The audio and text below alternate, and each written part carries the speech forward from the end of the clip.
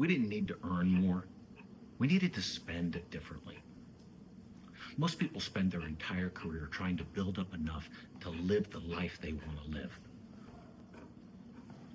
We asked a different question. What if the life that we wanted was actually cheaper than the one we already had? Turns out it was a lot cheaper and a lot bigger.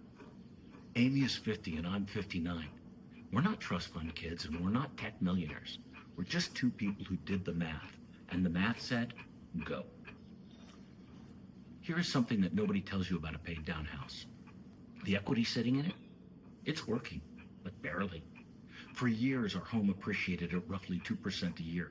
That's the average, which sounds fine until you realize that the day we sold, that same money went into a money market fund, earning 5%, risk-free. We didn't get richer. We just stopped being polite about it. And suddenly, that equity that used to sit quietly in our walls was paying for our life. The house wasn't an asset anymore. It was a have-to, and we were done maintaining it. So we asked, what if we didn't want any of it? The maintenance, the project, the constant list running in the background. What if that just wasn't our job anymore? What if instead of owning everything, we just paid for what we actually needed? Want a pool? Stay somewhere that had a pool. Don't want one? Don't pay for one.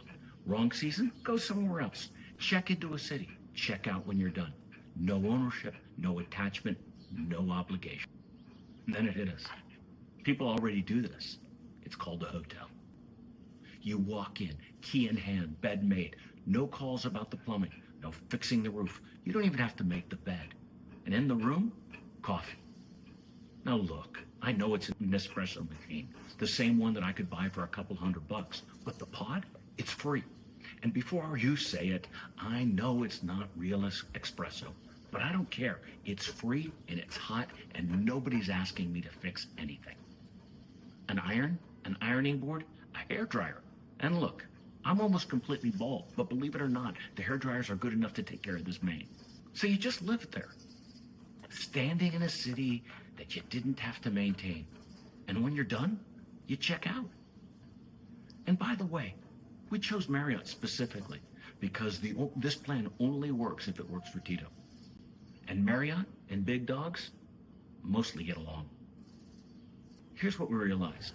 Ownership costs you 4 things: the money, the time, the anxiety, and the risk. The hotel, 1 bill. That's the cost. Anxiety, none. You're not lying awake wondering if you left the iron on. You checked out, you're gone. Long-term commitment, 24 hours. That's it. That's the whole contract. Maintenance, the toilet clogs. You call the front desk, you go for a walk. And when you come back, the toilet is fixed. I don't know who, I don't care who.